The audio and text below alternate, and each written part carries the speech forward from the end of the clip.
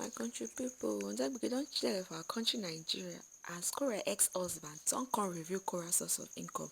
This na and with the tea. I beg make una subscribe to the channel so I go to free listening to more of my beautiful gist and story where they bring come on our front. So now this video, Korra ex-husband Justin don't come bring out Korra income. Don't come tell people say Korra just they talk waiting she no know for internet or she they lie as in they put am. So now video don't come out and don't come prove say Korra na rich woman say she dey make more money for this internet and him talk about sacrifices where he make for Korra to become a big star. So for this video now go see where him talk. I attach the video with this video so I need to watch am to the ending to still understand wetin I dey tell una. So the video him talk about many things but now what the video na go understand. So my country people, yeah, na the video make una watch am, make una tell me wetin una think. I'm a strategist, I'm a thinker, and I gosh, this is even difficult for you to talk about. So I come to the conclusion that I was making pretty good money then, about 10 grand a month, which was tax-free money. I didn't have to pay taxes on it. So I said, well, I can just pay all our bills. You should just quit your job and we'll just make content all day. And that's what she did. She quit her job. She still had to pay 20% of her income or something. I don't remember the exact percentage, something like that, to her brother-in-law. So that I paid off her brother-in-law the rest of the balance due because she still had like 8 more months of work or something like that. It was a pretty significant, it was like, I don't know, it was like $7,000 or $8,000 or something.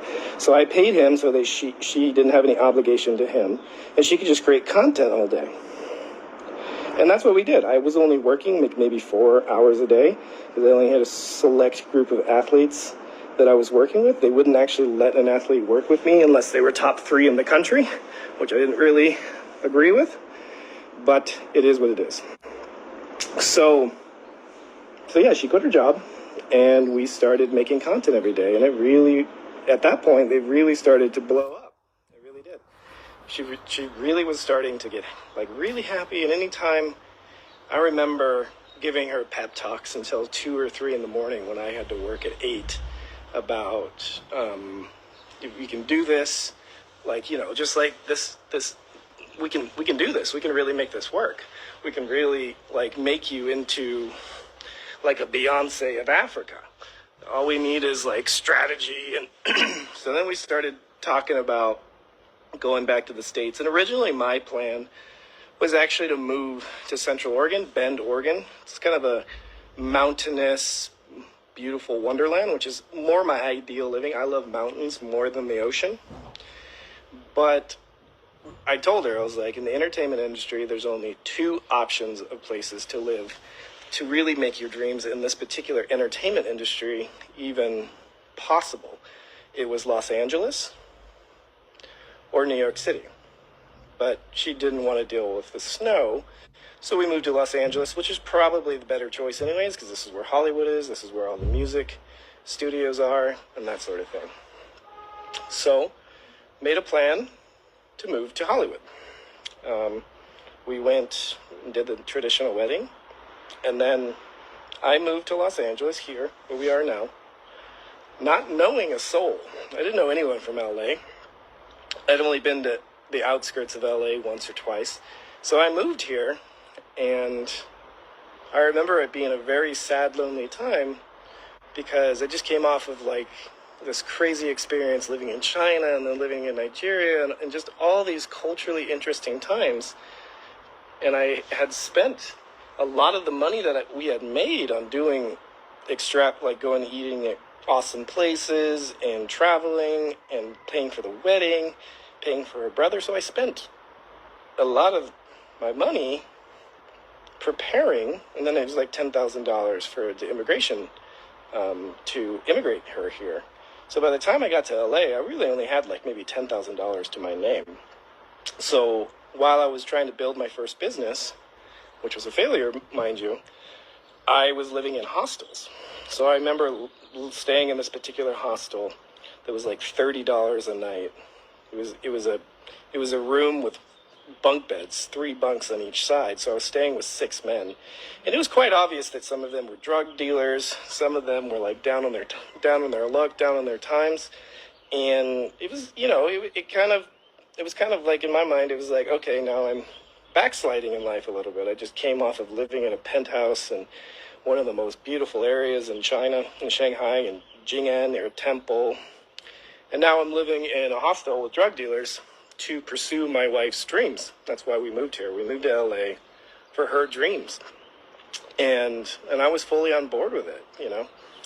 And it definitely worked. It definitely, I did everything in my power to never let her give up on her dreams. She tried to give up on several instances. I remember several times throughout the marriage, she was so frustrated with not making money that she'd want to drive for Uber, or she'd want to go work at a clothing store or be a waitress. And I would just say, no, that's going to distract you from your dream. And so getting a job that pays minimum wage is just going to take up your time, and it's not like our bills are not paid. So why would we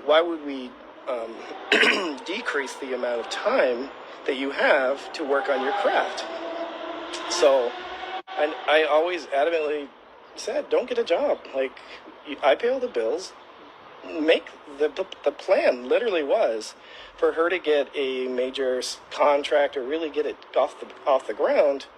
And then while she was in the peak of her career, I would just travel with her and be her manager and take care of everything she needed.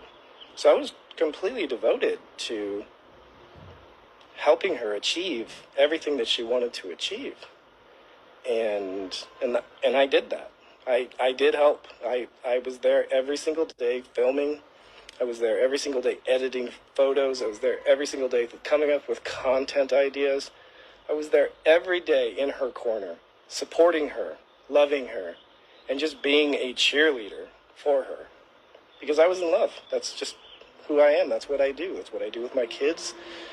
And it's what I do for anybody I love. So I truly dedicated my all, everything I had, my energy, my intellect, my finances, my spirit, my body, to propelling her forward so that she could accomplish what she wanted to accomplish. And it was like I put just as much energy into her dreams as I did my own.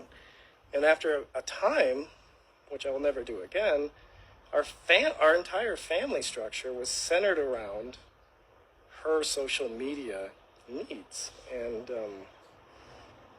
it's like I really went above and beyond to try to always make her happy. I remember many occasions like that I would work a 10-hour day, and she was, at home with June and just miserable because she was at home with June and she wanted to be out.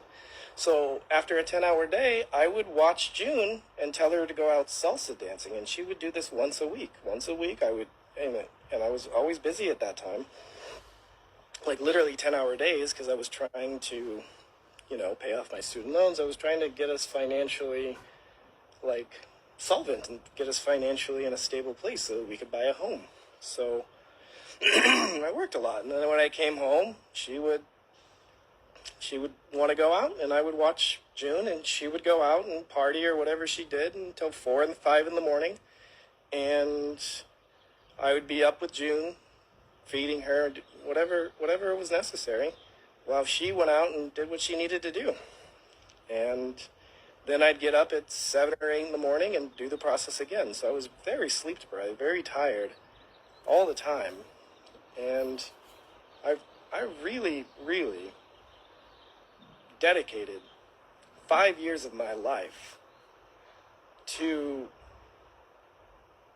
making sure that she was happy, making sure that she accomplished what she wanted, and she did accomplish it all. And what did she do once she accomplished it? And I'm not going to go into the negative details of what she did or what I did, because we're divorced. None of that matters anymore. It really doesn't. It really doesn't matter anymore. Because at the end of the day, if I go online, just start bashing her, and continuing to bash her it's just not going to look good on my character. Am I perfect? No. And it's just not something. I just don't want it to continue to be a back and forth for the duration of my little girls' lives. And that was what I've been trying to avoid for a really long time. A really long time. And it's really, really, like, it really hurts me that a person that I spent so much of my life trying to build up and just fill that need, that deep, solid need that she had to be this international famous artist, that, you know, it just hurts me that she would turn around, see an opportunity, because the opportunity was there, to try to destroy my life and personal income of herself. It just really was, it was really hurtful. And I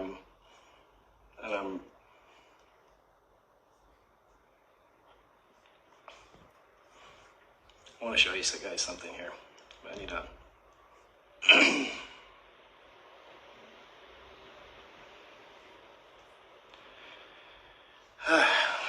So, I mean, it's really sad, but, you know, it is what it is.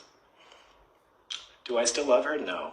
No, you can't, you cannot do what you cannot just try to destroy a person's life for over a year and a half and still be in love with that person. But this is what I wanted to show you guys. She's online crying wolf that I'm trying to steal her money. She's always talking about how she is poor single mother, struggling to feed her children. But if you look at this is her Facebook income for 1 month. $85,000 for 1 month of tarnishing my name. There's her name, Chuku Funaya, Anita Dean. $85,000 in 1 month off of trashing me. So I shouldn't even be making this video. This will be used against me in court. But it is a tragedy to humanity that someone that could do so much for you, you turn your back on them and try to destroy their life. It is a tragedy to humanity. It is an injustice, and I'm really questioning humanity right now. Because you're all there sitting and believing it, because she said it, so it must be true. So I can categorically say that everything she said about my character.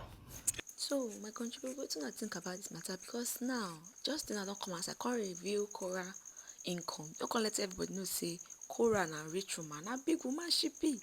Say she dey richer than most of our governors for Nigeria. So I bet what you think about this matter. She not think that Pepe body they make and talk all this thing, or in just talk am for make we know say Korra na big woman. Inside this tomorrow, na tell me for comment section. Una thanks for watching this video. Don't forget to subscribe.